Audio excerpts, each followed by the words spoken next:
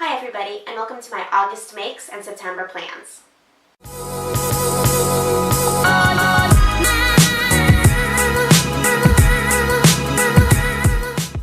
Well, I can't believe that it's September already. It seems like August just flew by. And if you remember from my August plans video, I had quite a lot of plans that I knew was overly ambitious. And at first, when I was looking at all of my makes for this month, I was a little disappointed and thought that I didn't really get that much done. So the reason that it felt like I didn't get that much done at first this month is that I pretty much exclusively worked on one project. And that project is what you can see behind me, my fitted English gown that I've been working on. This gown I've been making for the Carolina Renaissance Festival, which starts at the end of this month on September 30th. When I think back to this time last year and my first costume that I made, my French gown, I remember going to the dress rehearsal, which happens the weekend before festival starts, and my costume was largely held together by safety pins. I still had a ton of work to do. When I look at this now, I have something that's completely wearable. It's basically finished. I could stop right now if I wanted to.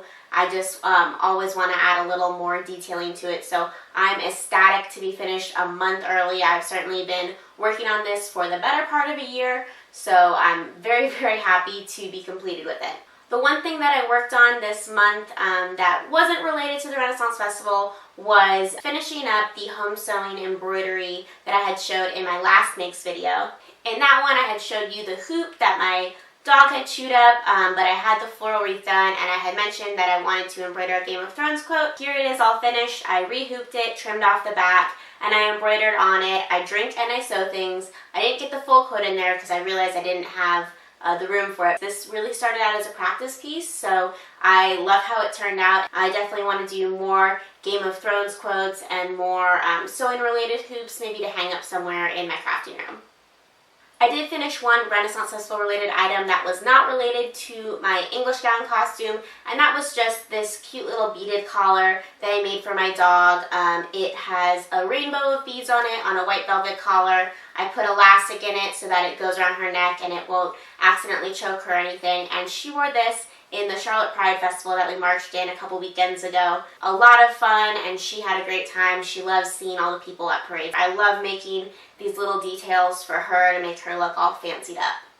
As far as my English gown goes, this is where I had the bulk of the sewing that I finished this month happen, and I'm so happy to see it finally coming all together. So the first thing that I got done this month was actually to finish the undergown for this dress. I finished this undergown back in like April or something, and I had just hemmed it, but I had never put the guard on the bottom. And so finally I completed it months and months later. I put the guard on the bottom of the gown. This guard actually has some horsehair interfacing, so that's different than horsehair braid. It's just a woven material. There's a lot of stiffness. They usually use it in like men's coats and things. I stiffened the hem of that with this. This is just so I don't have to wear a hoop skirt with this costume, but it still gives it a little more volume and shows off the amount of skirt that I do have in it. And then I just sewed this gold Dupioni silk on the bottom as it. This was completely done by hand. I have now sewn the bottom circumference of this skirt, which is over 100 inches, 6 times. I had a double turned hem underneath, so I sewed around that twice with each turn. Then I sewed the top and the bottom of the horsehair interfacing into it by hand, so that was 2 more times around the circumference of the skirt. Then I attached the front of the guard by hand. I did that, like right sides together, and flipped it down and turned it to the inside, and then affixed the inside portion down by hand. So that's 6 times around the bottom of this. You can see maybe why I put it off a bit, but it's now done. I think it looks gorgeous. I bought this silk kind of sight unseen, and it matches the embroidery on the silk of the dress perfectly, so I'm so happy with that. The next thing I did was put together the skirt for the gown. I did not have any of the skirt done last month. I didn't even have it cut out yet, so I cut out the skirt. It is a lightweight wool, and it's underlined with a mid-weight linen just to give it more body. So I cut out the skirt and the lining. It required some piecing because it was not wide enough for the pieces, especially on the back, because as opposed to different skirts that I've done in the past, this skirt is cut on an angle, so it's not a rectangular skirt, it's actually an angled skirt. So it required some piecing, and that was the first time I'd done any piecing before. It went okay. It wasn't greatest, and I kind of messed up the piecing on my linen because I totally ran out of linen and I was piecing just like little bits and pieces of it together, and it didn't turn out great. So there's actually some linen missing from the inside turned edge, but it's mostly covered by where I turned the wool over, so you don't see it. Cut that out, I sewed it together, the top edge was finished. On the bodice, I finished the inside of the bodice, covering all the raw edges with bias tape and things like that. So I finished the bottom edge, and then I was able to sew the skirt to the bodice. I added all the velvet trim to the bodice, which was really fun. This velvet trim is just a ribbon, so the fact that it goes on a curved line was an adventure to go on, and I actually wound up running a gathering stitch along the inner edge of the curve and easing that curve into itself. So it has some bumps in it that you can see, but the bumps are really even, and I think that it adds a lovely texture and visual interest to the bodice of the gown. And the skirt has a bunch of cartridge pleats in the back. So I pleated and attached that all together, and then I was able to guard this as well. This is guarded with just a green velvet. I really hate sewing with velvet. I had such a time with this. I originally was going to sew it all by hand because I said, hey, I sewed all of the silk guard on my hand, so I should be able to do it with velvet too, but velvet is just way too slippery for me to be sewing by hand, especially without pins. It wound up doing some funky things on the inside, so I really won't show that, but I did sew it on the front edge by machine with my walking foot and lots of pins and everything, and sewed the inside down by hand. Really happy with that. The velvet just gives it a lot of body to the bottom of the skirt to really help it float over the horsehair lining of the underskirt, so it all looks really pretty. The last thing that I did was create the under sleeves for this gown. You may have seen the videos that I posted on how I made the puffed sleeves on it, but I finally made the under sleeves as well. These will just get pinned or tied to the girdle underneath. These sleeves were drafted following instructions from a paper written by someone named Jose Felipe Francisco from Madrid. It is a historical method of drafting sleeves called Old Thirds. It was accurate to the Elizabethan period, so I followed the instructions written up on the blog caitlinsclothing.com. Found that it did make quite a nice sleeve. I just had to do a little bit of adjusting. I felt it was a little tight in the elbow and a little long in the upper arm, so I just shortened it up, made a couple muslins, and then I cut out the silk. And they are lined with a handkerchief weight linen just to give them a little more stiffness and also comfort close to the body. I cut the silk pieces with a 1-inch seam allowance, and that is because this silk, like many silks, frays like nobody's business. And I had mentioned in my August plans video that I was going to embroider by machine all of the quilting on this. And then I wound up deciding to do it by hand because, I don't know, I was a little bit crazy. I had been watching a couple embroidery tutorials and things like that, and I felt, hey, you know what, it will look really special if I do it by hand. So I knew that with the amount I would be working this fabric, it would fray something awful. So what I did was cut a 1-inch seam allowance, and I took some fusible web, trimmed it down very small, and ironed the fusible web onto the edges of that seam allowance. And what I hoped that would do was stop them from fraying because the fusible web kind of glues everything together. Then I had a really easy time. I actually just ironed the silk onto the linen and cut around the outside. That also served as the basting, so I didn't have to hand baste it all together as I embroidered. I think it turned out really well. The embroidery went way faster than I thought. I thought this was going to take me a week or more to do, and I finished it all in a couple of hours. Probably because it's just straight lines and running stitches, but I was really happy with how that turned out. I think they look gorgeous.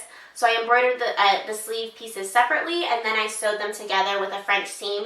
Doing that French seam allowed me to cut off all of the fusible web, so there's no more fusible web left in it, and it gives just a really beautiful sleeve. I love that it matches the underdress, brings a lot of visual interest to the sleeves of the garment. In Elizabethan times, sleeves were a very important part of the garment because there is so little fabric in sleeves. You were able to make the sleeves from a more expensive fabric and show off a lot of wealth and status in the sleeves of your garments. So I'm so happy with how these turned out. So that's it for my makes in the month of August. I did go on a business trip this month, so I feel like if I had that extra week at home, I may have gotten to do more. But I did a lot of the hand sewing for this costume on that trip. I think that overall it was a great month. So let's move on to my September plans.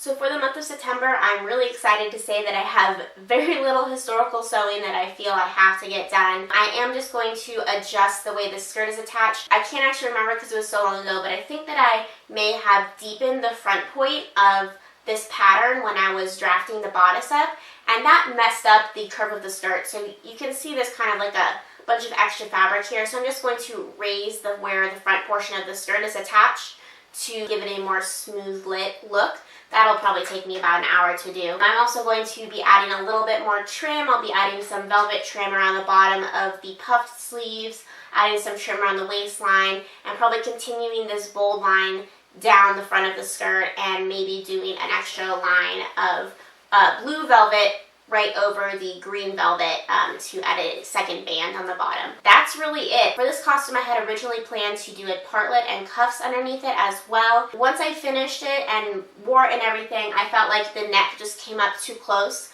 to be able to truly show off a partlet underneath. I might still do the cuffs, but I probably won't. I spend all my time at the festival holding dog leashes, and I just feel like that extra piece around my wrist will really hinder me in that. I might also start making a hat for it. I do have a hat that I can wear, but it's a straw brimmed hat, and when I'm sitting down all day in a building and leaning back, I feel like that brim might get annoying to me, so I might make a smaller matching hat as well. So since I don't have a lot of historical sewing to do this month, that means this month is going to be all about contemporary and home sewing. First things first, I will be making those curtains that I talked about in my August plans video for my kind of kitchen and dining room area. I'm having a housewarming party in a couple weeks, and I just need to get those done. I'll actually be starting on those shortly after I finish filming this video. It'll be really easy, just really have to turn the top and hem the bottom.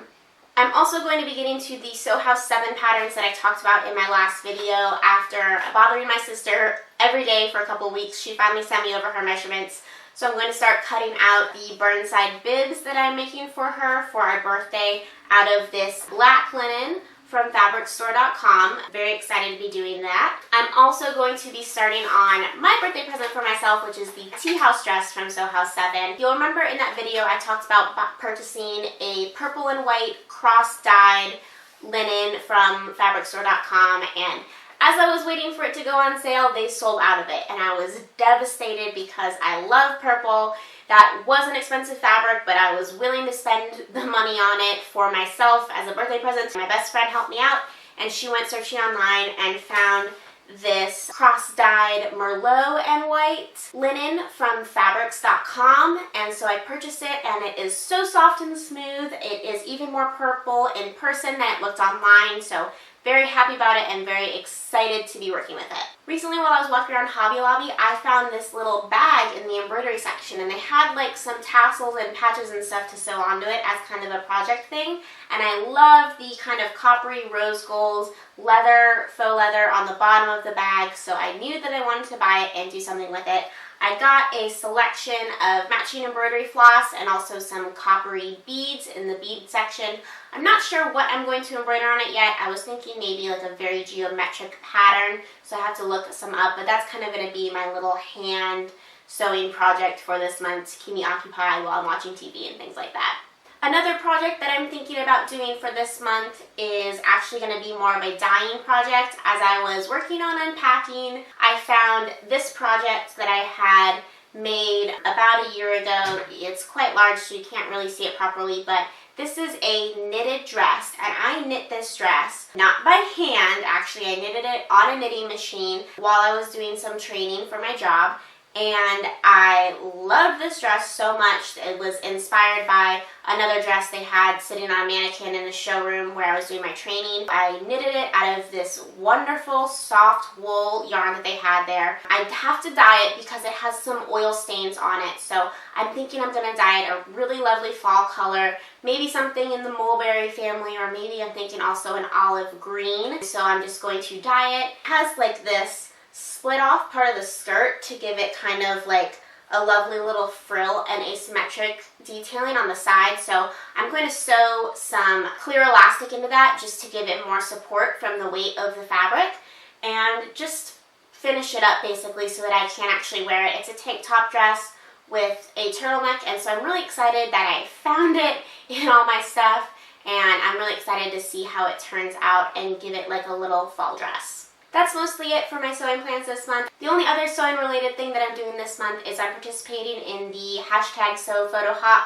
on Instagram. I did make an Instagram so that I could kind of show off my sewing. I do post a lot of little silly things on my story while I'm sewing, as I get kind of a little cooped up in my sewing room. The longer I stay there, the sillier I get. So make sure that you go follow me on Instagram as well. My Instagram is MsJenelle10, just the same as my YouTube username. And I hope that everyone else participates in the Sew Photo Hop. It's been really fun so far seeing everyone else participating. Thanks so much for watching. In the comments below, tell me what your plans are for the month of September, and be sure to like and subscribe so you can see new videos like this every week.